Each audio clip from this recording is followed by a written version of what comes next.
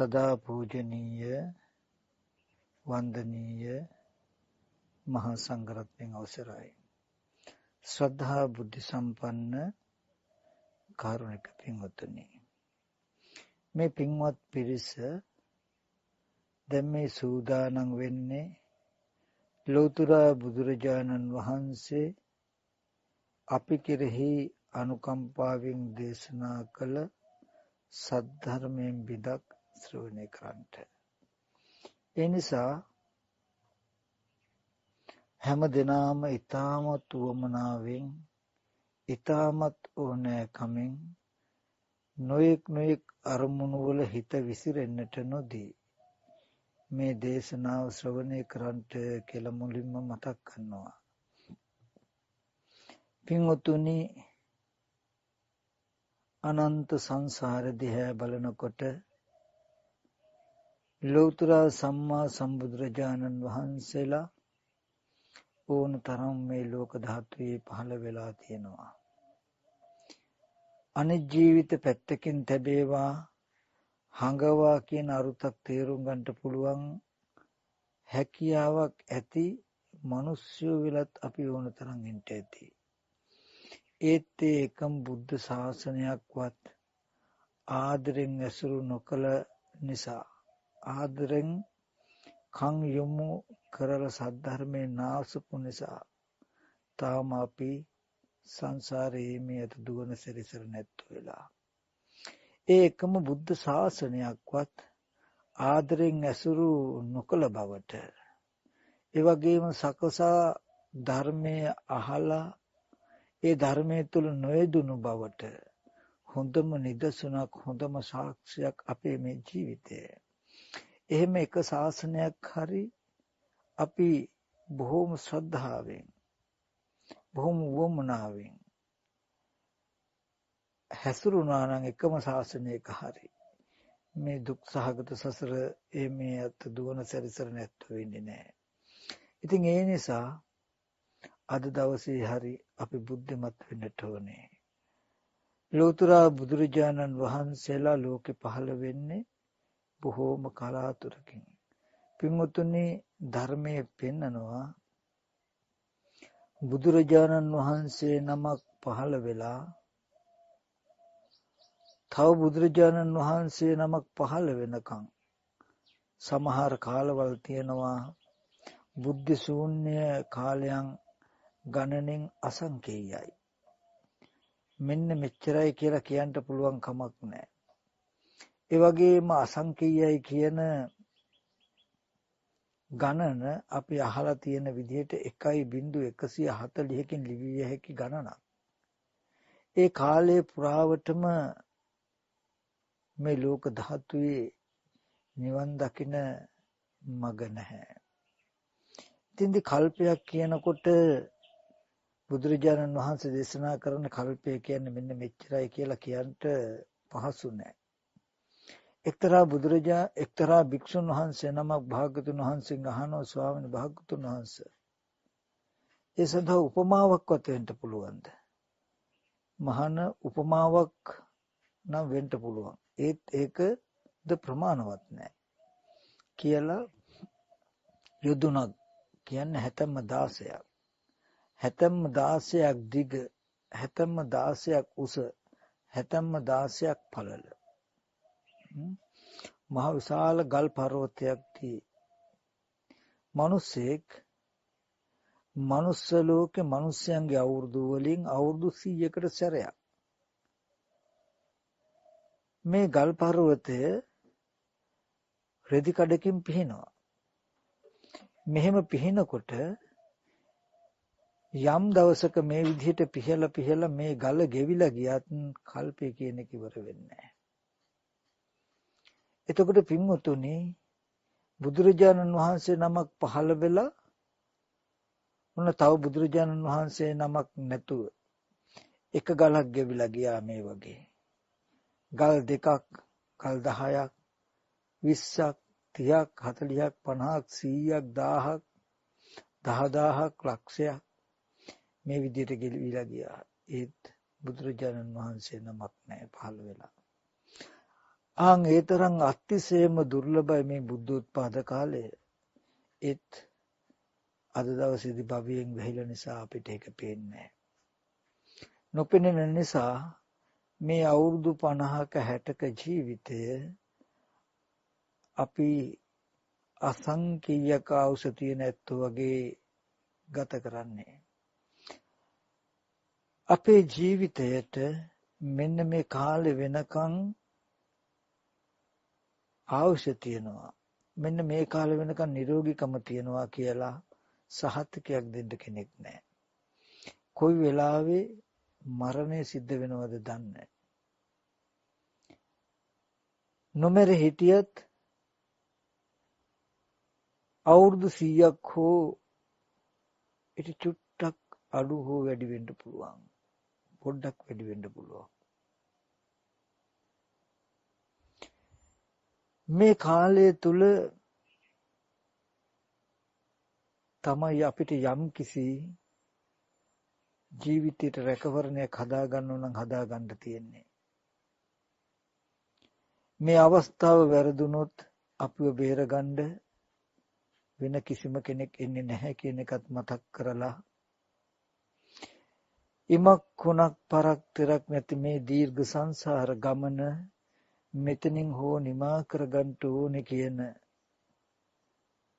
අදහස් ඇතුව කලන සිත් ඇතුව හැමදෙනාම මේ ධර්මය අවබෝධ කරගන්න උත්සාහවත් වෙන්න කියලත් කලන සිතින් මතක් කරනවා. පින්වතුනි, අද මම මේ දේශනාව සඳහා මාතෘකා වශයෙන් තැබුවේ භාගවත් බුදුරජාණන් වහන්සේ අපි කෙරෙහි අනුකම්පාවෙන් දේශනා කළ සද්ධර්මයේ ඒ ත්‍රිපිටක ධර්මයේ මජ්ක්‍ධිම නිකායේ පළවෙනි කාණ්ඩේන මදුපිණ්ඩික සූත්‍රය. මේ සූත්‍රය දේශනා කරන්නට මුල් වුණේ තථාගතයන් වහන්සේ ශාක්‍ය ජනපදයේ කිඹුල්වත් නුවර නීග්‍රෝධාරාමේ වැඩ ඉන්න කාලේ දවසක් උදෑසන පාසිවුරු හැඳ පෙරවගෙන කිඹුල්වත් පුරයට පිණ්ඩපාතේ ගිහිල්ලා වැඩලා පසුබත් කාලේ ඒ ළඟ තියෙන මහා වනයේ විශාල බෙලි ගහක් මුල දිවා විහරණය පිණිස වැඩ වාසය කරන වෙලාවේදී දණ්ඩපාණි නැමැති එක් ශාක්‍යයෙක් භාග්‍යවතුන් වහන්සේ ළඟට ඇවිල්ලා ප්‍රශ්නයක් අහනවා. ඔබ කිනම් වාදියෙක්ද කියලා. ඒ වෙලාවේදී භාග්‍යවතුන් වහන්සේ තමන් කුමන ආකාරයේ අදහසක් දරන කෙනෙක්ද කියන එක දෙවි මිනිසුන් සහිත ලෝකයේ තුල තමන් වහන්සේ කිබඳු කෙනෙක්ද කියන එක මතක් කරනවා. මේ වෙලාවේදී මේ බමුණා නලල රැලි කළා දිවත් එළියට දාලා එතනින් ඉවත් වෙලා යනවා. පස්සේ භාග්‍යවතුන් වහන්සේ භික්ෂුන් වහන්සේලා රැස් වෙච්ච වෙලාවක මේ සිද්ධිය මතක් කරනවා. මතක් කළා යම් වෙලාවක පුරුෂයා තුල ප්‍රපංච සංඥා සංඛාරයෝ läග නොගනී නම් ඒකම රාගානුසී අවසානයේ පටිඝානුසී අවසානයේ මානානුසී අවසානයේ කියලා මතක් කළා කෙටියෙන් මතක් කළා විහාරයට වඩිනවා.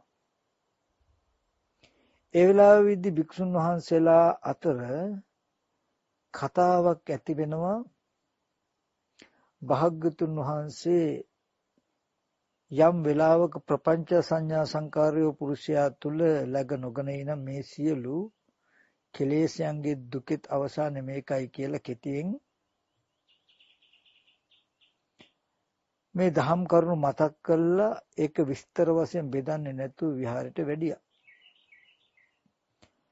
භාග්‍යවතුන් වහන්සේ කෙටියෙන් විස්තර කරලා විග්‍රහ කළ කෙටියෙන් විස්තර කළ මේ මාතෘකාව විස්තර වශයෙන් විග්‍රහ කළා අපිට තෝරලා දෙන්න කවුද සමත් වෙන්නේ කියලා කතාවක් ඇති වුණා.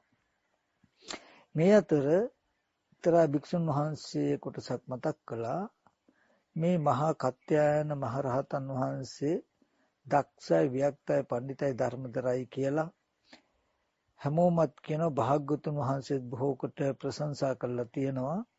අපි මහා කත්යන ආමුදුරු ගාවට ගිහිල්ලා මේ ධර්මයේ අර්ථය අහගනිමුයි කියලා.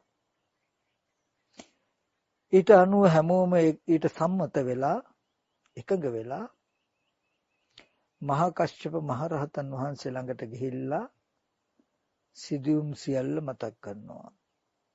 ඒ වෙලාවේදී මහා කශ්‍යප මහරහතන් වහන්සේ ප්‍රකාශ කරනවා එවත්නි සියල්ල දන්නා වූ දක්නා වූ භාග්‍යවතුන් වහන්සේ ඉද්දි භාග්‍යවතුන් වහන්සේ හමුවේදී මේ කාරණාව අහලා දැනගන්න නැතුව මංගාවට ආවේ හරියට හර හොයන පුද්ගලයෙක් අරටුව තියෙන ගහක් ළඟට ඇවිල්ලා කොලාතු ගෙනියන්න හදනවා වගේ. ඒ නිසා මේක භාග්‍යවතුන් වහන්සේගෙන්ම තමයි අහගන්න සුදුසු. භික්ෂුන් වහන්සේලා කියනවා ඒක හැමෝයි භාග්‍යවතුන් වහන්සේ සියල්ල දන්නාසේක දක්නාසේක ධර්ම ස්වාමී වෙනසේක. එතක දුවත් භාග්‍යවතුන් වහන්සේ පවා වර්ණනා කරලා තියෙනවා මහා කත්යායන ධර්ම දක්ෂයි වික්තයි පඬිතයි කියලා. අනේ අපිට බරක් වශයෙන් නොගෙන මේ ධර්මයේ අර්ථය පහදලා දෙන්නයි කියලා මතක් කළා. ඒ වෙලාවේදී හොඳයි. එහෙනම් මට තේරෙන විදිහට මම මේ ධර්මයේ අර්ථය පැහැදිලි කරලා දෙන්න. හොඳට අහන්න. අහගෙන හොඳට මතක තියාගන්න.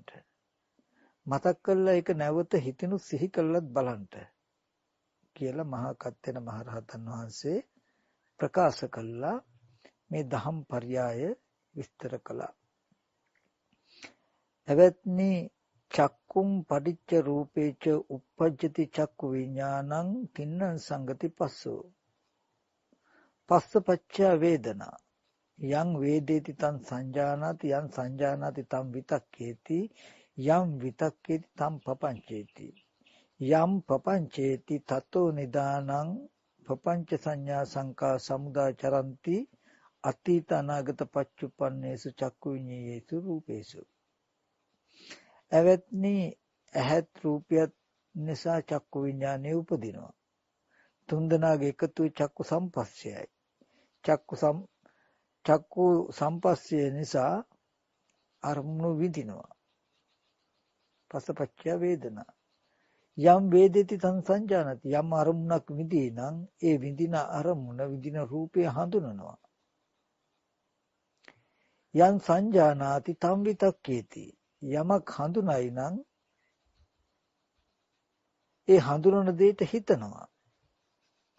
යම් විතක්කේති තම් පපංචේති යමක් හිතයි නම් ඒකම ප්‍රපංච වෙනවා. ඒකම යම් විතක්කේති තම් පපංචේති යමක් විතර්කණය කළයි නම් ඒක ප්‍රපංච වෙනවා. යම් පපංචේති යමක් ප්‍රපංච නම් තතෝ නිදානම් පුරුෂෝ එය මුල් කාරණාව කරගෙන එය නිදාන කරගෙන ප්‍රපංච සංඥා සංකා සමුදාචරಂತಿ පුරුෂයා පුද්ගලයා මොකද කරන්නේ? ඒ ප්‍රපංච සංඥා සංකාරයන් අනුවම හැසිරෙනවා. අතීත අනාගත වර්තමාන කියන තුන් කාලෙම්ම ඇසින් බලා දත යුතු රූප කෙරෙහි. ඒ ඇසින් බලා දත යුතු රූපයේ කෙරෙහි ප්‍රපංච සංඥා සංකාරයන්ගෙන්ම හැසිරෙනවා. ඒ වගේම සෝතම් පටිච්ච සද්දේච උපජ්ජති සෝත විඥානං තින්නං සංගති පස්සෝ පස්සපච්චා වේදනා යම් වේදේති සංසංජානාති. කන ශබ්දයක් නිසා සෝත විඥානය උපදිනවා. තුන්දෙනාගේ එකතුව සෝත සම්පස්සය. යමක් ස්පර්ශ වෙයි නම් ඒ විඳිනවා. යමක් විඳින නම් ඒ හඳුනනවා. යම් ශබ්දයක් හඳුනයිද විඳපු යම් ශබ්දයක් හඳුනයිද තම් විතක්කේති ඒට විතර්කණය කරනවා හිතනවා. යම් විතක්කේති තම් පපංචේති යමක් විතර්කණය කරයිද එය තමාට ප්‍රපංච පිණිස ප්‍රමාද පිණිස පවතිනවා. එදා ඉඳන් අතීත අනාගත වර්තමාන කියන තුන් කාලෙම්ම කනින් අසා දත යුතු සද්දේ කෙරෙහි ඒ ප්‍රපංච සංඥාවන් පුරුෂයා යටත් කරනවා. ඒ ප්‍රපංච සංඥාවන් අනුව හැසිරෙනවා. ඒ විදිහටම නාසය, දිවට, ශරීරයට, මනසට කියන ආයතන හයටම මේ විදිහට පෙන්වා වදාළා. අපි මේ ගැන පොඩ්ඩක් හොඳට විස්තර කරලා බලමු. මම මේට පෙර දේශනා කළ පටිච්ච සමුප්පාදය ආදී ධර්මයන්ගෙන්ද මතක් කළේ මෙන්න මේ කාරණා ටිකමයි. චක්කුම් පටිච්ච රූපේච uppajjati චක්කු විඥානං තින්නං සංගති පස්සෝ පස්සපච්චය වේදනා යං වේදේති තං සංජානාති කියන ටික ගත්තොත් පින්වතුනි මෙන්න මේ ටිකේ ඇසත් රූපයක් දෙක නිසා චක්කු විඥානය උපදිනවා. තුන් දෙනාගේ එකතුව චක්කු සම්පස්සයයි. ඒ ස්පර්ශ වෙච්ච අරමුණ විඳිනවා, විඳපු රූපය හඳුනනවා. ඔන්න දැන් අපි යම් වේදනාවක් ආපු රූපය දැන් හඳුනනවා කියනකොට පින්වතුනි හැඩ සටහන, වර්ණ සටහන හඳුනන කමම, පෙනෙන කමම පමණයි. මේ ටික තුල තියෙන්නේ විපාක මාත්‍රයක්. මේ පෙනෙන ඇහැ රූප චක්කු විඥානය තුන්දෙනාගේ එකතු චක්කු සම්පස්සේ ස්පර්ශය වෙච්ච අරමුණ විඳිනවා, විඳින අරමුණ හඳුනනවා කියන ටික ගත්තාම පෙනීම මාත්‍රයක්. මේ තුල රාගය, ద్వේෂය, මෝහය කියන අකුසල ධර්ම නැහැ. අලෝභය, අද්වේෂය, අමෝහය කියන කුසල ධර්ම නැහැ. ඒ වගේම විචිකිච්ඡානුසය, දිඨානුසය, කාමරාගානුසය, පටිඝානුසය, මානානුසය, අවිජ්ජානුසය, භවරාගානුසය කියන සප්තානුසය නැහැ. මේ තුල පෙනීම මාත්‍රයක් විතරයි තියෙන්නේ. ඒ ඇස් ඉදිරි පිටට එන රූපය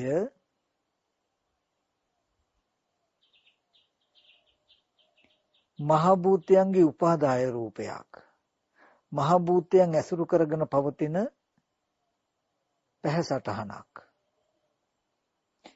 ඒක අයිති මහ භූතයන්ගේ පැත්තට. කිසි වෙලාවක ඒක ඔසවලා ගන්න පුළුවන් කමක් නැහැ.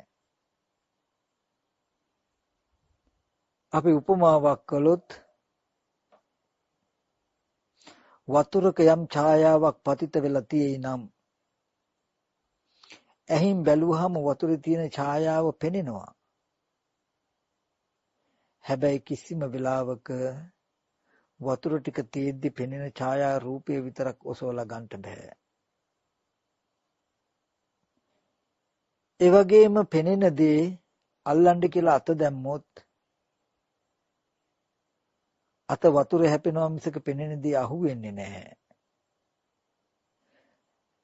වතුර උදව් කරගෙන වතුර ඇසුරු කරගෙන පවතිනවා. නමුත් පෙනෙන ඡායා රූපේ වතුර නෙවෙයි. ඒ වගේ ඇස් ඉදිරි පිටට සවිඥානික වේවා අවිඥානික වේවා කුමන විදිහේ රූපයක් පෙනුනත් ඒ පෙනෙන හැම රූපයක්ම පඨවි ආපෝ තේජෝ වායෝ කියන මහ භූත ටික නිසා, විශේෂයෙන්ම පඨවිය නිසා ඇසුරු කරගෙන පවතින වර්ණ සටහන් මාත්‍රයක්.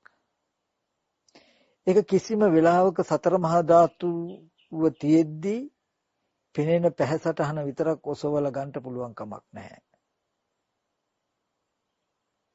අපි අල්ලන්න කියලා අත දැම්මොත් ඒ වර්ණ සටහන පිහිටි මහ භූතයන්ගේ අත හැපෙනවා මිසක වර්ණ සටහන හසු වෙන්නේ නැහැ. මම ඒ ටික මතක් කළේ මහ භූතයන්ගේ උපාදාය රූප කියන කාරණාව පැහැදිලි කරන්නට. මහ භූතයන්ගේ කියන දෙයින් කියනවා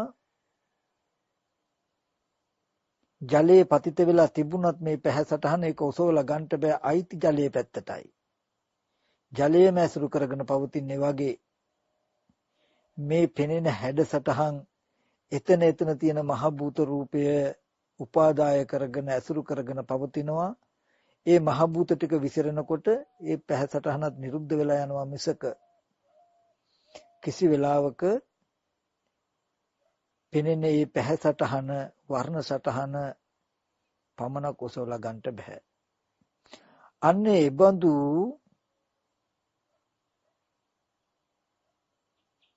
අරමුණු මාත්‍රයක් තමයි යං වේදේති තං සංජානාති කියන තැනට එනකන් තිබුණේ. පිරිසිදු ස්කන්ධ ටිකක් තිබුණේ. යං සංජානාති තම් විතක්කේති. යමක් හඳුනයිද හඳුනන දෙයට හඳුනන හැඩේ බලාගෙන හඳුනනවා කියන්නේ ඒ පෙනෙන රූපේ රවුම් බව හෝ හතරස් බව හෝ වර්ණ සටහන් වර්ණවත් බව හෝ විඳපු අරමුණේ ස්වභාවය ලක්ෂණය හඳුනනවා.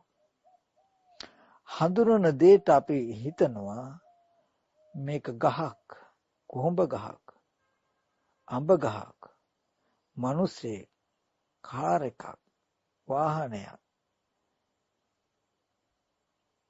කුමන ආකාරයකට හරි හඳුනන දෙයට හිතනවා.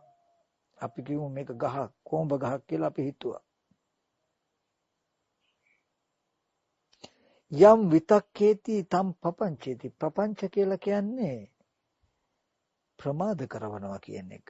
ප්‍රමාදය කියන එක. ඒකට තියෙනවා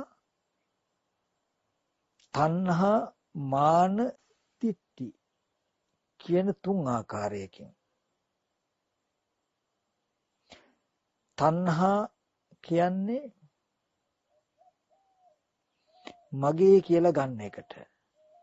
මාන කියලා කියන්නේ මම කියන එකට. දිට්ඨි කියන්නේ මගේ ආත්මය කියන එකට. මම මගේ ආත්මයයි කියලා ගන්න ටිකට තමයි තණ්හා මාන දිට්ඨි කියලා කියන්නේ. මගේ දරුවා, මගේ ගෙදර, මගේ ගහ, මගේ ඉඩම, මගේ වත්ත, මගේ ගම, මගේ රට, මගේ ලෝකෙ කියලා මේ තණ්හාව කියන එක අනන්ත විශ්වය දක්වා විසිරෙන්න පැතිරෙන්න පුළුවන්. ඒ වගේම මගේ ඇහැ කන දිව නාසය ශරීරය කියලා අභ්‍යන්තරව ආධ්‍යාත්මික පැත්තට එන්නත් පුළුවන්. බාහිර පැත්තට යන්නත් පුළුවන්. මේ මමයි කියලා හිතනකොට මානය. මගේ කියලා හිතනකොට මම කියලා හිතනකොට දෙකම තව පැත්තකින් මානයක් තියෙයි. අහංකාර මමෙන්කාර. මේ මගේ ආත්මයයි කියලා හිතනකොට මේ තව ආත්මයක් කියලා හිතනකොට දිට්ඨිය.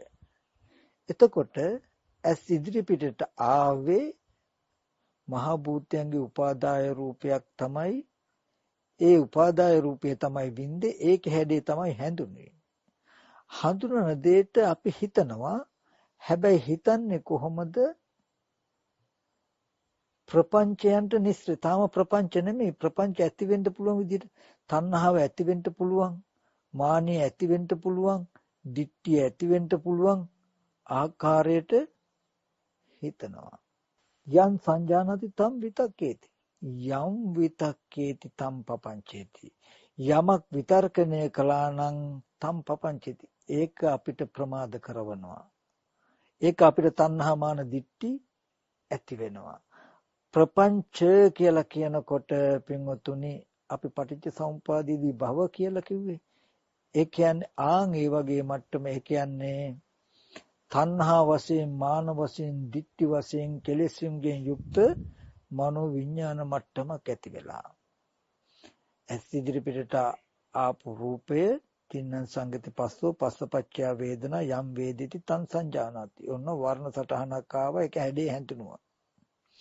තණ්හාව ඇති වෙන විදිහට, මානිය ඇති වෙන විදිහට, දිට්ඨිය ඇති වෙන විදිහට තමයි හිතන්නේ.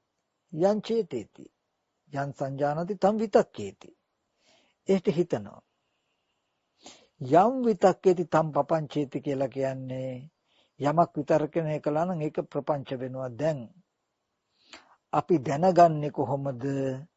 ඉදිරියෙන් ආපු වස්තුව කෙනෙක් කියලා, ඉදිරියෙන් ආපු වස්තුව මගේ කියලා, මම කියලා, මගේ ආත්මය කියලා, පුද්ගලයෙක් කියලා, නැත්තම් අපි ඉස්සෙල්ලා හිතපු විදිහට ඒ හැඩේ කොහොඹ ගහක් කියලායි දැනගත්තේ. යම් විතක්කේති තම් පපංචේති. යම් පපංචේති යමක් ප්‍රපංච වුණා නම්, අන්න දැන් ප්‍රපංචයක් හැදුනා නම් ඒ ප්‍රපංචයේ මුල් කාරණාව කරගෙන අතීත අනාගත වර්තමාන කියන තුන් කාලෙම පුද්ගලයව යට කරනවා. මේ අතීත අනාගත වර්තමාන කියන තුන් කාලෙම ප්‍රපංච සංඥා සංකාරයන් අනුව හැසිරෙනවා. දැන් තමන්ට ප්‍රපංච සංඥාවක් ඇති වුණා. ඉදිරියෙන් තියෙන වස්තුව කොහොඹ ගහ කියලා දැනුමක් ඇති වුණා. දැන් මේ ඇතිවෙච්ච එක ප්‍රමාද කරනවා අතීත අනාගත වර්තමාන කියන තුන් කාලෙන්න. දැන් කතා කරන්නේ මම කොහොඹ ගහක් දැකලා තියෙනවා. ඉස්සර කොහොඹ ගහක් මං දැක්කා කියන තැනින් තමයි කතා කරන්නේ. දැන් කොහොඹ ගහක් මං සිහි කරනවා කියන තැනකින් තමයි කතා කරන්නේ. මං කොහොඹ ගහක් බලන්න යනවා කියන තැනකින් තමයි කතා කරන්නේ. ඊට පස්සේ තියෙන දේ තමයි තතෝ නිදානම් පුරිස්සෝ ප්‍රපංච සංඥා සංකා සමුදාචරಂತಿ චක්කු විඤ්ඤේසු රූපේසු. අනේ එහෙන් දත යුතු ඒ රූපයේ තුන් කාලෙම ප්‍රපංච සංඥාවෙන් එයාව යට කරනවා. ඊගාව දවසකටත් ඇහැට රූපේ ගැටිලා චක්කු විඤ්ඤාණය ඉපදිලා අරමුණ විදලා හඳුනනකොටම මේ හැඳිනීම එනකොටම අන්නර ප්‍රපංච සංඥාව ඉදිරිපත් වෙනවා. ශනිකවම සිහි කරගන්නවා කොහොඹ කියලා. එතකොට හිතන්නේ කොහොඹ ගහ දැකපු හින්දා කොහොඹ කියලා හිතුණා කියලා. මුලින්ම සැරේ ප්‍රපංච සංඥාව ඇති කරගත්තා. දෙවනුවට දැන් වර්තමානයේ පේනවා නම් ඇහැට රූපේ පෙනෙනවත් එක්කම සංඥාව පහළ වෙනවත් එක්කම ප්‍රපංච සංඥාව සිහි කරගන්නවා කොහොඹ කියලා. අනාගතයටත් එහෙමයි. කොයි වෙලාවක හෝ ඇස් ඉදිරි පිටට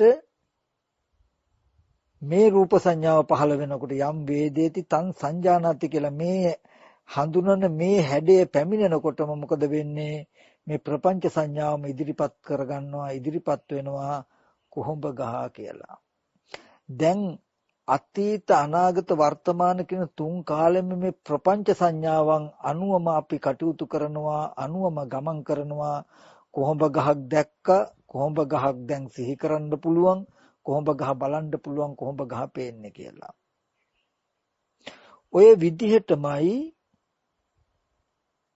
සවිඥානික අරමුණක් ඇත්තටම රූපවල යම් වේදේති සංජානාති කියන තැනට එනකොට සවිඥානික අවිඥානික වෙනසක් නැහැ ඒ වර්ණ සටහනේ.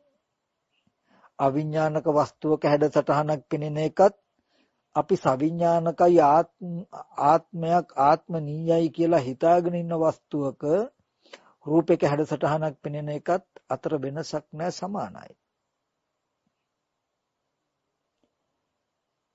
එබඳු රූපයක් ඇහැට ගැටිලා චක්කු විඥානීට අනුගතව ඉපදිලා ඒ අරමුණ විඳිනවා, විඳින අරමුණ හඳුනනවා. හඳුනනකොට දිට්ඨිය ඇති වෙන විදිහට, පුද්ගල භාවය ඇති වෙන විදිහට මේ කෙනෙක් සත්වයෙක් කියලා අපි හිතනවා. යම් සංජානාති තම් විතක්කේති.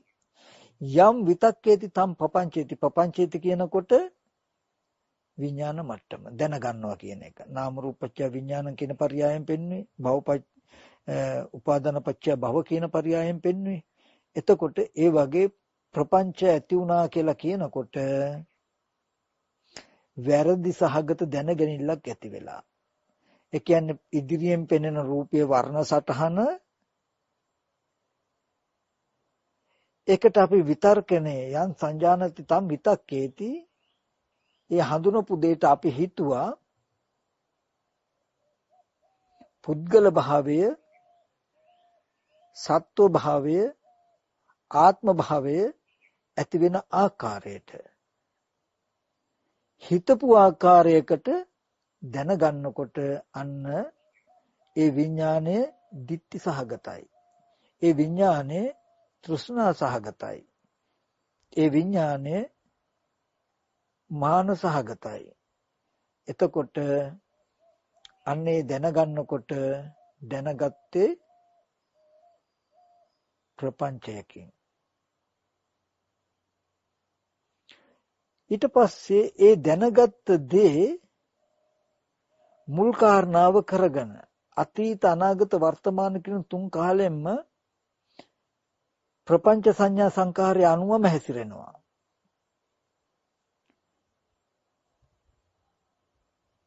දෙවනුවටත් වර්ණ සටහනක් ඇස් ඉදිරි පිටට එනකොට ඒ රූපය එනකොට මේ අර කෙනා මේ අර පුද්ගලයා කියලා අර ප්‍රපංච සංඥාවම සිහි වෙනවා.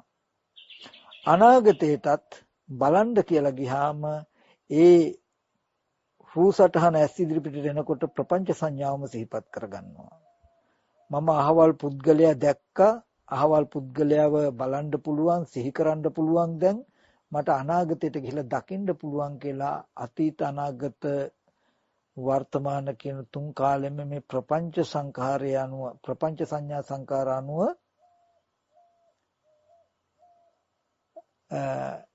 හැසිරෙනවා. මේ විදිහට කනට ශබ්දයක් ඇති වෙනවා.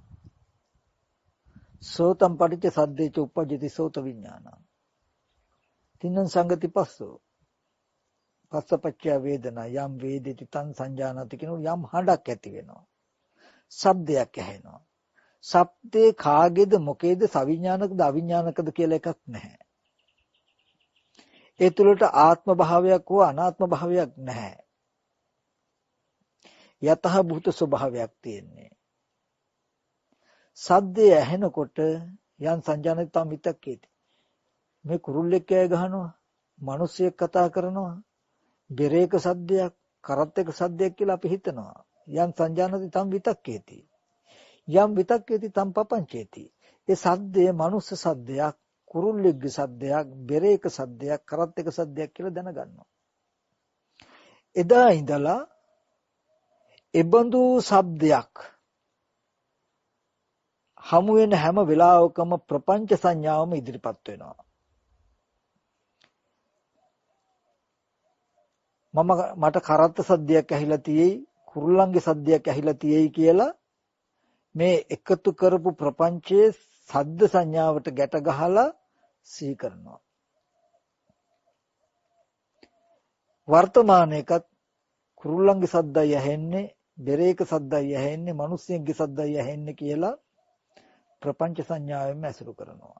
අනාගතයටත් සද්දයක් ඇහෙනකොටම ඒ සද්ද සංඥාව ඇහෙනකොටම ඒ අර කුරුල්ලගේ සද්දේ, ඒ අර කරත්තේ සද්දේ, ඒ අර බෙරේ සද්දේ, ඒ අර මිනිස්යාගේ, ඒ මිනිස්යන්ගේ සද්දේ කියලා ප්‍රපංච සංඥාම සිහිපත් කරගන්නවා. මේ විදිහට ප්‍රපංච සංඥා සංඛා අනුව යද්දී තමයි අපිට ජරා මරණ ශෝක පරිදේව සියලු දුක් දුම්නස් ඇති වෙන්නේ. ඒ දුක ඇති කරන තණ්හා මාන දිට්ඨි කියන කෙලෙස් වැඩිලා දුක ඇති කරන තණ්හාව වර්ධනය වෙන්නේ මෙන්න මේ ප්‍රපංච සංඥා සංකාරයන් තියෙද්දී. තථාගතයන් වහන්සේ දේශනා කරන්නේ පුරුෂයා තුල, පුද්ගලයා තුල මේ ප්‍රපංච සංඥා සංකාරය läග නොගනී නම් එයා තුල ප්‍රපංච සංඥා සංකාරයන්ට ඉඩ නැත්තම්, එයා තුල පවතින්නේ නැත්තම් රාගානුසය අවසානයේ ඒකමයි, පටිඝානුසය අවසානයේ ඒකමයි, මානානුසය අවසානයේ ඒකමයි, සීල දුකේ අවසානයේ වෙන්නේ මෙහෙමයි කියලායි තථාගතයන් වහන්සේ පෙන්වා වදාළේ. එතකොට අපි බලන්න ඕනේ අද දවසේදී ප්‍රපංච සංඥා සංඛා අපි තුල läග නොගනින්ට අපි කුමක් කටයුතුද කියලා. දැන් හොඳට බලන්න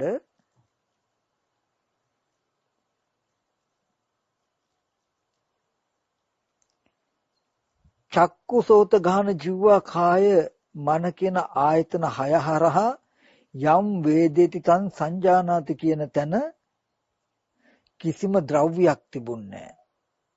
කාරණාවක් තිබුණේ නැහැ. යථාර්ථය සවිඥානික අවිඥානික බවක් තිබුණේ නැහැ. වටිනා නොවටිනාකමක් තිබුණේ නැහැ. හොඳක් හෝ නරකක් තිබුණේ නැහැ. හැබැයි එබඳු අරමුණු ආරම්භය යන් සංජානාති තම් විතක්කේති හොඳයි කියන එක ඇති වෙන විදිහට නරක කියන එක ඇති වෙන විදිහට පුද්ගල භාවය ඇති වෙන විදිහට ආත්ම භාවය ඇති වෙන විදිහට අපි හිතුවහම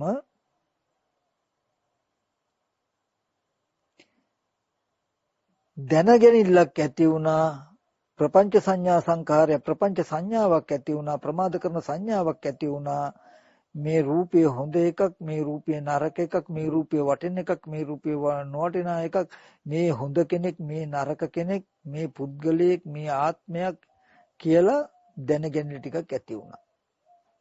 දැන් අද දවසේදී බාහිර ආයතන 6 පැත්තේ පුද්ගලයෝ ඇති බවට සත්වයෝ ඇති බවට කැමැති අය ඇති බවට අකමැති අය ඇති බවට හොඳ අය ඇති බවට නරක අය ඇති බවට හොඳ දේවල් ඇති බවට නරක දේවල් ඇති බවට තොර තෝංචයක් නැතුව අපි උදේ ඉඳන් රෑ දවල් හිත ඒවා එක්ක ඇලෙමින් ගැටෙමින් සතුටු වෙමින් දුක් වෙමින් කටයුතු කරනවා කියලා කියන්නේ ප්‍රපංච සංඥා සංකාරයන් අනුව හැසිරෙනවා කියන එකයි. අනේ ප්‍රපංච සංඥා සංකාරයන් අනුව හැසිරෙන මේ මනස තුලයි ලාභ අලාභ යස ආයස නිന്ദා ප්‍රශංසා සැප දුක් කියන ධර්මතා 8කින් පීඩා විඳින්න හම්බ වෙන්නේ. ඒ වගේම ජරා මරණ ශෝක පරිදේව දුක් දුම්නස් කියලා සියලු දුක් හම්බ වෙන්නේ අපිට මෙන්න මේ ප්‍රපංච සහගත මනස තුලයි. අපි අද සිහි කරගන්න පුළුවන් පුද්ගලයෝ සිහි කරගෙන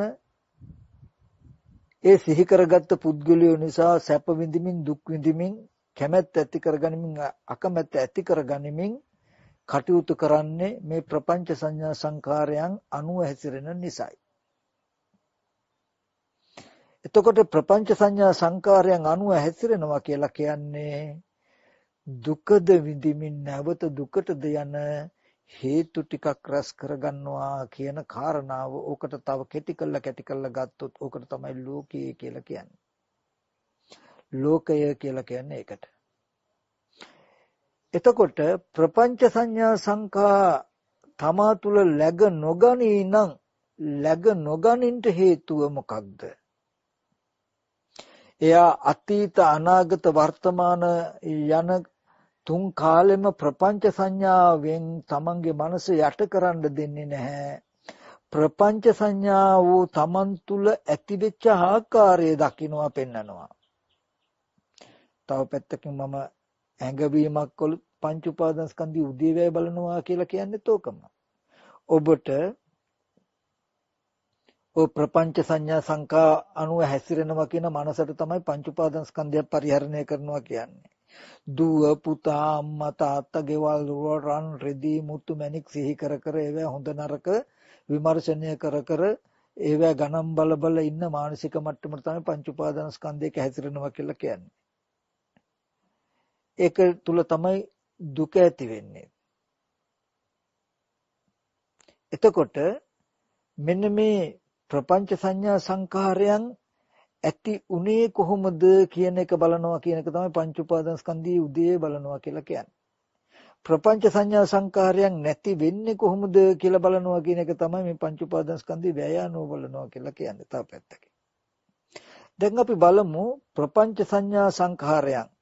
ප්‍රපංච සංඥාවන් අනුව හැසිරෙන්නේ නැතුව ප්‍රපංච සංඥා සංඛාරයන් තමන් තුල läගගෙන බැසගෙන නොසිටිනවන නොසිටින්ට හේතු වෙන කාරණාව මොකද්ද කියන එක බලමු කියන එකයි මතක් කළේ මම. එහෙනම් ආපස්සට යන්නට ඕනේ. ආපස්සට කියලා කියන්නේ දැන් මම පුද්ගලයෙක්ව දැක්කා, මම ළමයව දැක්කා, මට ළමයව සිහි කරන්න පුළුවන්, මම ළමයව බලන්න යනවා කියලා ඔබට සිහි කරන්න පුළුවන්කම තියෙනවා කියන්නකෝ. ඔනෝක තමයි තුන් කාලෙම ප්‍රපංච සංඥාවකින් ඔබ යට කළා. මේ තුන් කාලෙකින් අතීතය, අනාගතය, වර්තමානය කියන කාලත්‍රය මුල් කරගෙන Taman තුල උපදින මේ අදහස. දැන් ඕක ප්‍රපංචය කියලා කියන්නේ තව පුද්ගලයෙක් සත්වයක් කියන දිට්ඨිය තියෙනවා. මගේ ළමයා කියලා ඕකේ තියෙනවා තණ්හාව. මගේ ළමයා කියනකොට මාන්නයක් තියෙනවා. මමත් ඉන්නවා මගේ ළමයා තියෙනවා. අහංකාර මමින්කාර දෙක තියෙනවා. ආදරය සෙනෙහස කියන තැනකින් තණ්හාව තියෙනවා. තව සත්වයක් පුද්ගලයෙක් මමත් සත්වයක් පුද්ගලයෙක් මගේ දරුවා තව සත්වයක් පුද්ගලයෙක් කියන තැනක දිට්ඨිය තියෙයි. මගේ දරුවාව සිහි කරගෙන ඉන්න මමත් දරුවත් කියන තැනක තියෙන තණ්හා මාන දිට්ඨි කියන ප්‍රපංච ටික. දැන් ඒක ඇති වෙච්ච හැටි බලන්ඩ අපි යනවා ආපස්සට යනවා දැන්. එතකොට එහෙම ගියාම දැන් බාහිර රූපේ පැත්තේ මගේ දරුවා ඉන්නවා කියන හැඟීම තමයි දැන් ප්‍රපංච සංඥාව. හිතියා ඉන්නවා එයා වළඳ පුළුවන් තුන් කාලෙම. ඒකෙම ඉස්සරහට ගියාම අපි මේ ප්‍රපංච සංඥාව ඇති උනේ කොහොමද? දැන් හොඳට දන්නවා ප්‍රපංච කියන්නේ ප්‍රමාද කරනවා. මගේ දරුවා කියලා සිහි කරගෙන රාගය ඇති කළා, ද්වේෂය ඇති කළා, මෝහය ඇති කළා සසර ප්‍රමාද කරවන්න මේක හේතු වෙන නිසා මගේ දරුවා කියන එක ප්‍රපංච සංඥාවක්. දැන් ප්‍රපංච සංඥාව Taman තුල ඇති උනේ කොහොමද කියන එක බලන්න යනවා අපි. ගියාම අපිට හම්බ වෙනවා මේ ප්‍රපංච අත්දැකීමට ප්‍රපංච සංඥාව Taman තුල läගගත්තා කියලා කියන්නේ ඒ ගැන දැනුමක් ඇති වෙච්ච එකට, විඥානයේ පිහිටියකට. Taman තුල ප්‍රපංච සංඥා සංකාරය සමුදාචරಂತಿ. Taman අනුව හැසිරෙනවා, läග ගන්නවා. Taman තුල පවතිනවා. කියන්නේ එහෙම දැනුමක් ආව කියන එක. හරි. එහෙම දැනුමක් ආවේ සත්වයක් කියලා, පුද්ගලයෙක් කියලා, දරුවා කියලා හිතපු නිසායි. යම් විතක්කේති කියලා පේනවා. යම් විතක්කේති යමක් විතර්කණය කළා නම් යම් විතක්කේති විතර්කණය කළේ මොකේද? යම් සංජානාති යමක් හඳුනයි නම් ඒකට. මොකද්ද හැඳුනේ? යමක් විඳීද ඒක හැඳුනුවා. මොකද්ද විඳේ? චක්කු සම්පස්සේ. චක්කු සම්පස්සේට හේතුනේ මොකද්ද? ඇහැයි රූපයයි. මොකද්ද රූපය? ඇහැ මහ භූතයන්ගේ උපාදාය රූපයක්. ඇහැට පෙනුනේ මහ භූතයන්ගේ උපාදාය වූ වර්ණ සටහනක්. අන්න වර්ණ සටහනක් තමයි එහෙනම් විඳලා තියෙන්නේ. ඒක තමයි හඳුනලා තියෙන්නේ. ඒ හඳුනපු එකට තමයි මගේ දරුවා කියලා හිතලා තියෙන්නේ. ඒ හිතපු නිසා ඒ සටහන මගේ දරුවා කියන දැනගැනිල්ල ඇති වෙලා. අනේ අතීතයේදීත් වර්ණ සටහන පැත්තේ නම් මගේ දරුවා කියලා කෙනෙක් හෝ පුද්ගලයෙක් හෝ ඒබඳු ස්කන්ධයක් රූපයක් තිබිලා නැහැ. ඇස් ඉදිරිපිටට ආපු රූපෙට නැත්තම් රූප සංඥාවක් පහළ වෙනකොට ඒ හඳුනන හැඩයට මගේ දරුවා නැත්තම් පුද්ගලයෙක්, ළමයෙක්, සත්වෙක් කියලා හිතුවා. හිතුවාම නිසා හිතපු නිසා නේද මෙහෙම දැනගත්තේ. මෙහෙම දැනගත්ත එක මුල් වෙලා නේද මගේ ළමයා දැක්කා, මගේ ළමයා ඉන්නවා, මගේ ළමයා බලන් යන්න පුළුවන් කියලා තුන් කාලෙම මාව යට කරන්නේ. කිව්වහම මම මේ කෙනෙක්ව පුද්ගලයෙක්ව සිහි කරනවා කියන්නේ, ඉන්නවා කියන්නේ ප්‍රපංච සංඥාවකින් හැසිරෙනවා කියන එක. ප්‍රපංච සංඥාවකින් හැසිරෙන්නේ මම මේ ප්‍රපංච සංඥාව ඇතිවෙච්ච ආකාරය ආපහු ගිහිල්ලා බැලුවේ නැති නිසායි කියලා හොඳට පේනවා. එතකොට හොඳට පේනවා ආපහු ගියාම ඇස් ඉදිරි පිටට ආපු ස්කන්ධ මාත්‍රයක්. ඒකට පුද්ගල භාවය ඇති වෙන්න හිතලා හිතපු නිසා මේ බඳු සංඥාවක් ඇති වෙලා කියලා දැනගැනලා ඇති වෙනකොට එයාට අතීතයේදී දරුවගේ හෝ පුද්ගලයාගේ රූපයක් සිහි කරන්න බැරි වෙනව නුවණක් තියෙන කෙනාට. මොකද මේ රූපයේ දරුවා, මේ රූපයේ පුද්ගලයා, මේ රූපයේ කෙනෙක් කියන දැනුමක් Tamanට ඇති වුණා නම් ඒ දැනුම ඇති උනේ කවර තැනක ඉඳලාද කියලා යට පේනවා. ඒ කියන්නේ ඇස් ඉදිරි පිටට ආව රූපය වෙනමම එකක්. ඒකට පුද්ගල භාවයකින් හිතුවාම පෙනෙන දෙයට පුද්ගල භාවයෙන් හිතපු තැන නිසයි පුද්ගලය කියන දැනගැනිල්ල ප්‍රපංච සංඥාව ඇති වෙලා තියෙන්නේ. දැන් ප්‍රපංච සංඥාව සිහි කරගෙන දුක් දුම්නස් විඳිනවා. ඒ වගේම ප්‍රමාද වෙන විදිහේ කෙලෙස් කර්ම ඇති කරගන්නවා. දුක සහ කෙලෙස් කර්ම ඇති කරගන්න හේතු වූ ඒ ප්‍රපංච සංඥාව ඇති උනේ ප්‍රපංච සංඥාව ඇති වෙන විදිහට තං විතක්කේති විතර්කණය කළ නිසායි. විතර්කණය කළේ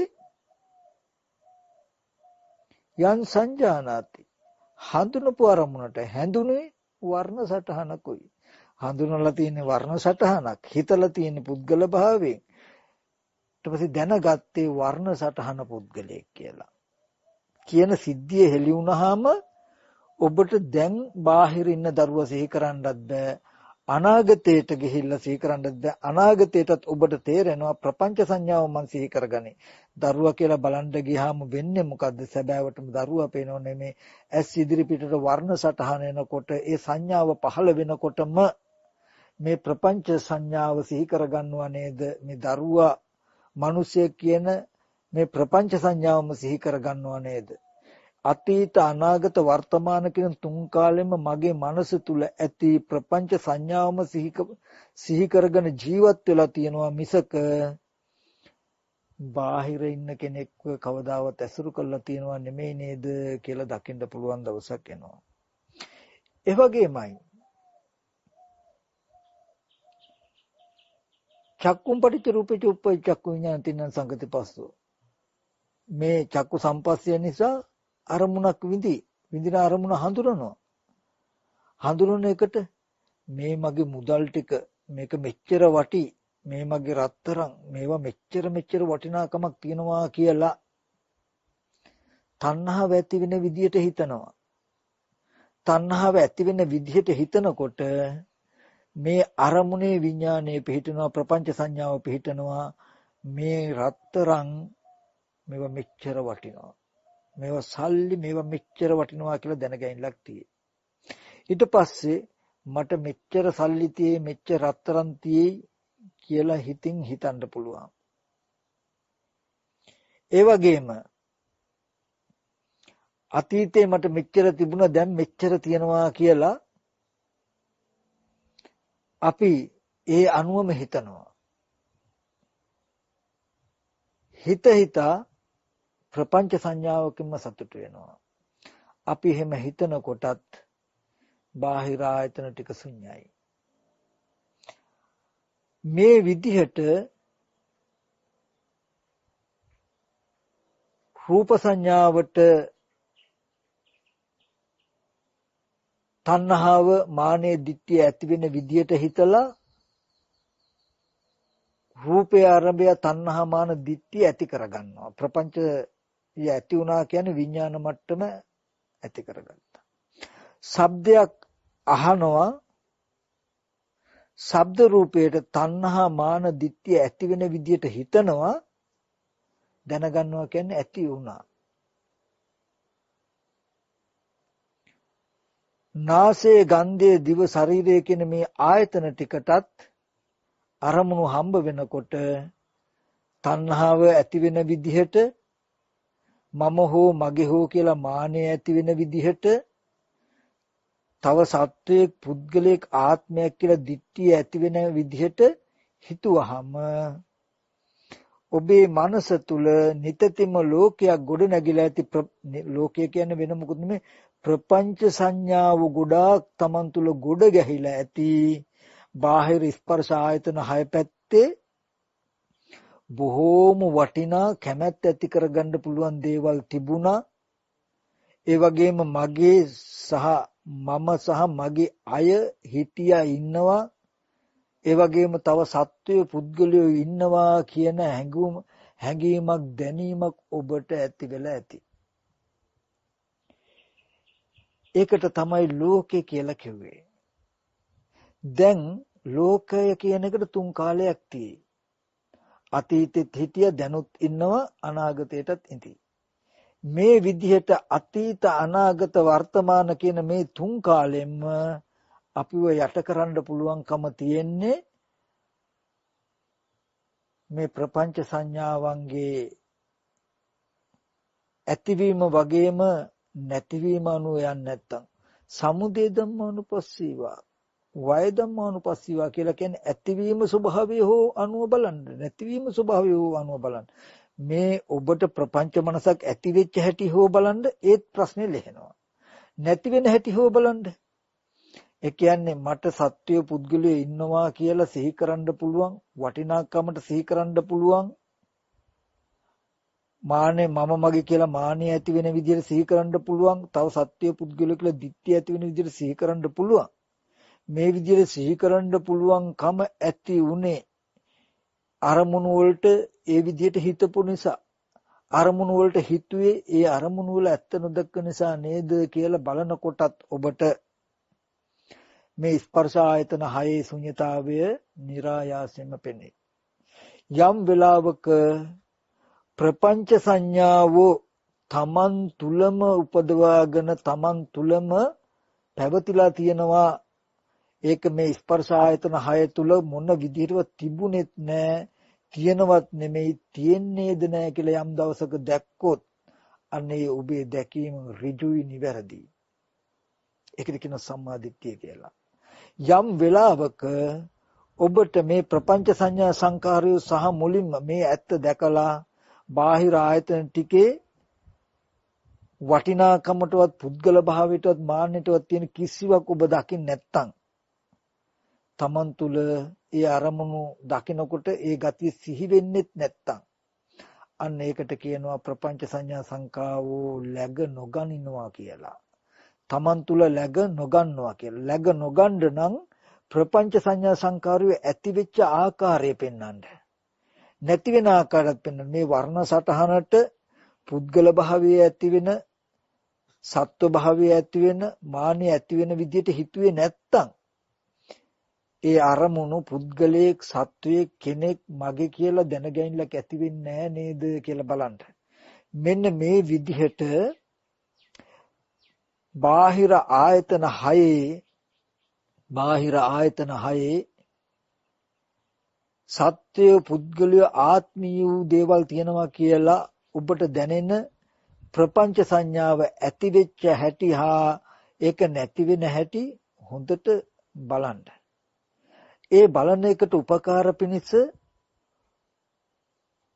සමත කමඨහනකින් ආනාපාන සතියෙන් හෝ බුදු ගුණ අසුභේ මරණේ මෛත්‍රී ආදී කමඨහනකින් හොඳට ටික ටික හිත සමාධි කර කර ඔබට යම් දැනුමක් ඇති වුණොත් ඒ දැනුම ඇති උනේ මෙහෙම නේද කියලා මේ පෙන්නපු පරයය ඔස්සේ ඇතිවීම නැතිවීම බලන්න. බලලා ආයෙත් හිත සමාධි කරන්න.